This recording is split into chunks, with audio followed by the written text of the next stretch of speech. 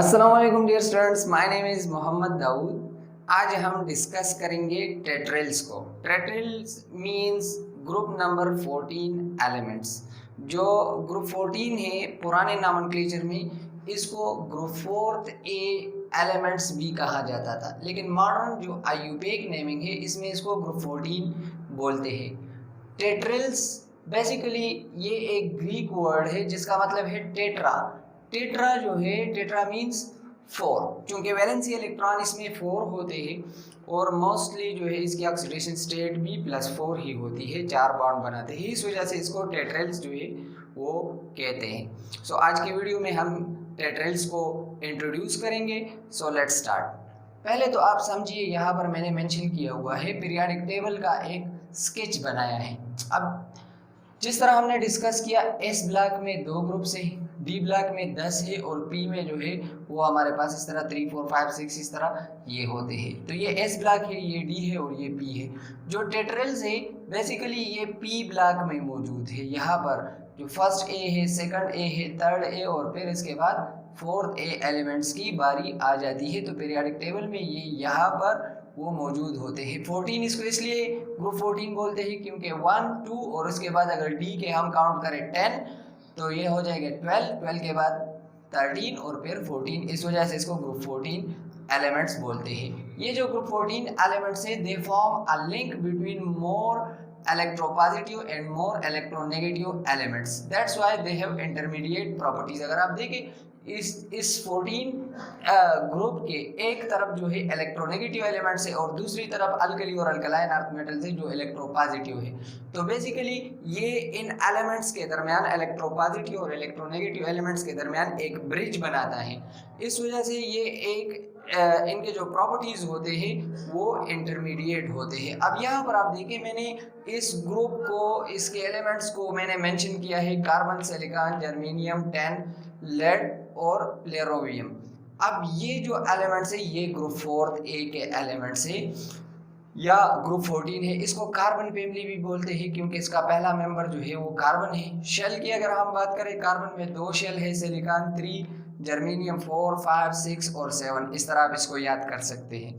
इसके अलावा अगर एटॉमिक नंबर की मैं बात करूं, कार्बन का एटॉमिक नंबर बहुत फेमिलियर है, सबको पता है, 6 है। अगर कार्बन का आपको याद है तो बाकी सब के सब आप याद कर सकते हो। किस तरह? 6 के साथ आप 8 जमा करें तो क्या आता है? 6 + 8 14।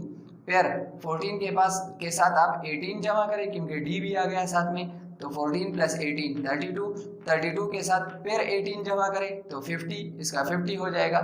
और 50 के साथ फिर आपने डी वाले 18 भी जमा करने हैं और एफ वाले 14 भी जमा करने हैं। तो मतलब 18 और 14 32 आपने इसके साथ जमा करना है। तो 50 + 32 तो ये आ जाएगा 82 और 82 के साथ फिर आप 32 जमा करें तो वो 114 आ जाएगा। बेसिकली हम कार्बन, सिलिकॉन, जर्मेनियम, टैन और लेड को ही डिस्कस करेंगे। फ्लोरोनियम जो है इसके अननोन केमिकल प्रॉपर्टीज है, लेकिन मैंने यहाँ पर इसको मेंशन किया हुआ है। अगर हम वैलेंसी कॉन्फ़िगरेशन की बात करें तो वैलेंस शेल इलेक्ट्रॉनिक कॉन्फ़िगरेशन, ये जो एलिमेंट्स है सारे, इनकी कॉन्फ़िगरेशन है NH2NP2। मतलब अगर जो इसका शेल है तो ये हो जाएगा 2s2 2p2। इस तरह सिलिकॉन का 3s2 3p2, germanium 4s2 4p2, tan 5s2 5p2, lead 6s2 6p2, 7s2 7p2 जो लास्ट वाला है। मतलब ये है कि इसके वैलेंसी इलेक्ट्रॉन जो है वो 4 है, इसी वजह से इसको टेट्रेल जो है वो बोलते हैं। अब यहाँ पर आप देखें कि अगर हम ट्रेंड्स को डिस्कस करें मेटालिक कैरेक्टर में, तो कार्बन और सिलिकॉन जो है ये नॉन मेटल है। जनरली अक्सर जो है सिलिकॉन को मेटालाइट्स में भी कंसिडर किया जाता है, लेकिन बुक्स में अक्सर जो है इसको नॉन मेटल जो है वो कंसिडर किया गया है। तो आपके बुक में जिस तरह इसको कंसिडर किया गया है इस तरह आप लिखे, लेकिन मोस्टली इसको मेटालाइट ही कंसिडर किया जाता है। तो कार्बन नॉन मेटल है, सिलिकॉन और जर्मेनियम जो है वो मेटालाइट है, टैन और लेड जो है वो मेटल है। मतलब ये है कि नीचे नीचे जैसे हम आते हैं तो मेटालिक कैरेक्टर इंक्रीज होता है as we move down the group. पहले आपको नॉन मेटल, फिर मेटालाइट और फिर मेटल जो है आपको मिलेंगे। तो यहाँ से ये ट्रेंड भी एक्सप्लेन होता है। मैंने आपको अल्कली और अल्कलाइन अर्थ मेटल्स में भी इस चीज़ को आपको समझाया था के डाउन द ग्रुप हम आते हैं मेटालिक कैरेक्टर जो है वो इंक्रीज होता है and this trend can be best illustrated in group 14 elements. यहाँ पर आप इसको वो देख सकते हैं। अब मेटालाइट जो होते हैं बेसिकली दे हैव इंटरमीडिएट और हाइब्रिड प्रॉपर्टीज। इनके प्रॉपर्टीज इंटरमीडिएट होते हैं, इन बिटवीन मेटल्स और नॉन मेटल्स होते हैं। फॉर एग्जांपल ये मेटालिक लस्टर जो है वो प्रोड्यूस करते हैं, मेटालिक लुक इसका होता है, कंडक्टिविटी जो है इसकी बहुत कम होती है, फेयरली कंडक्टर होते हैं, अगरचे मेटल जो है वो ज़्यादा कंडक्टर है। तो कुछ प्रॉपर्टीज़ इसके मेटल्स के साथ और कुछ प्रॉपर्टीज़ इसके नॉन मेटल्स के साथ वो मिलते हैं। अगर हम मेल्टिंग पॉइंट बॉइलिंग पॉइंट में ट्रेंड की बात करें तो जनरल ट्रेंड ये है कि जैसे हम डाउन द ग्रुप आते हैं melting point boiling point decrease होता है। लेकिन यहाँ पर मैं मेंशन कर लूँ कि इसमें कोई जनरल ट्रेंड जो है वो ड्रा नहीं कर सकते। क्यों? क्योंकि कार्बन जो है और सिलिकॉन ये जो है ऑलमोस्ट नॉन मेटल्स है, जर्मेनियम मेटालाइड है, टिन और लेड जो है ये मेटल्स है। तो जो नॉन मेटल होते हैं और जो मेटल होते हैं बेसिकली इनमें जो अगर आप देखें इनमें जो इंटरमॉलिक्यूलर फोर्सेस है या जो एटम्स को होल्ड करने के लिए जो फोर्सेस है वो डिफरेंट होते हैं। तो डिफरेंट फोर्सेस को हम किस तरह कंपेयर कर सकते हैं। लेकिन यहाँ पर मैं आपको बात बताऊँ कि अगर कार्बन और सिलिकॉन की आप बात करें इसके मेल्टिंग पॉइंट बॉइलिंग पॉइंट जो है आप देख सकते हैं बहुत हाई है। This is due to the stable arrangement of diamond type lattice जो है टेट्राहेड्रल अरेंजमेंट इसमें होती है, जायंट स्ट्रक्चर होते हैं, इस वजह से इसके मेल्टिंग पॉइंट बॉइलिंग पॉइंट जो है वो हाई है। जर्मेनियम की भी इसी तरह होते हैं। तो डाउन द ग्रुप जैसे हम आते हैं मेल्टिंग पॉइंट बॉइलिंग पॉइंट वो डिक्रीज होता है। टिन और लेड अगरचे मेटल्स हैं लेकिन they do not use all of their 4 electrons for metallic bond. Metallic bond में ये सारे के सारे 4 इलेक्ट्रॉन्स जो है वो यूज नहीं करते, इस वजह से इसकी मेल्टिंग पॉइंट बॉइलिंग पॉइंट उतनी ज़्यादा नहीं है जितनी मेटल्स की वो होनी चाहिए। ऑक्सीडेशन स्टेट की अगर हम बात करें तो oxidation state is the apparent charge positive or negative on an atom of an element in a compound or an ion या molecule etc. is called oxidation state।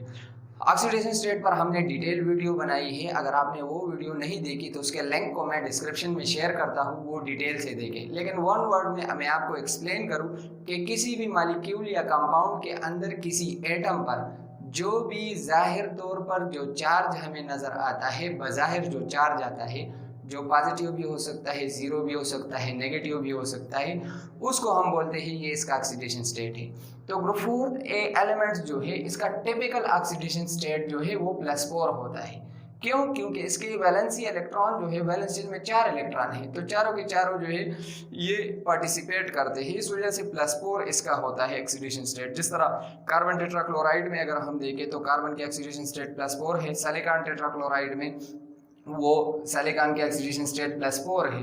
अब डाउन द ग्रुप टेंडेंसी जो है +4 से +2 की तरफ increase होती है। जिस तरह आप देखें कि PbCl2 जो है वो स्टेबल होगा डाउन द ग्रुप PbCl4 के मुकाबले में। PbCl2 में लेड की ऑक्सीडेशन स्टेट जो है वो +2 है। इंशाल्लाह इसको नेक्स्ट वीडियो में हम इन डिटेल जो है वो डिस्कस करेंगे कि डाउन द ग्रुप इसकी +2 ऑक्सीडेशन स्टेट क्यों स्टेबल होती है और ऊपर जो है +4 जो है वो क्यों स्टेबल होता है। इसको हम एक फिनोमेना से स्टडी करते हैं जिसको हम इनर्ट पेयर इफेक्ट जो है वो डिस्कस इनर्ट पेयर इफेक्ट के नाम से वो जानते हैं। तो रिलेटिविस्टिक कॉन्ट्रैक्शन और वो सारी बातें इसमें आ जाती है। अब चूंकि ये एलिमेंट्स जो है चूंकि ज़्यादातर इलेक्ट्रोनेगेटिव नहीं है तो इसकी टेंडेंसी जो है वो ज़्यादा नहीं होती कि ये नेगेटिव आयंस की शक्ल में वो आए। लेकिन कार्बन जो है उसके आपको माइनस ऑक्सीडेशन स्टेट जो है वो मिलेंगे। जिस तरह बेरिलियम कार्बाइड में बेरिलियम का +2 है और कार्बन का -4 है, -2 भी आपको मिलेगा, कार्बन का -1 भी मिलेगा, 0 भी मिलेगा। लेकिन remember it depends upon the compound, कौन से एलिमेंट के साथ ये बॉन्ड कर रहा है, कौन से कंपाउंड में। तो डिफरेंट कंपाउंड में इसकी ऑक्सीडेशन स्टेट वो डिफरेंट होती है। जनरली +4 आपको ऊपर वाले मेंबर में मिलेगा और +2 आपको नीचे वाले ग्रुप 4 मेंबर्स में वो मिलेगा। अब क्यों इस तरह होता है तो इंशाल्लाह इसके लिए हम नेक्स्ट वीडियो में इन चीज़ों को हम डिटेल से डिस्कस करेंगे। Till next video, stay tuned, thank you very much.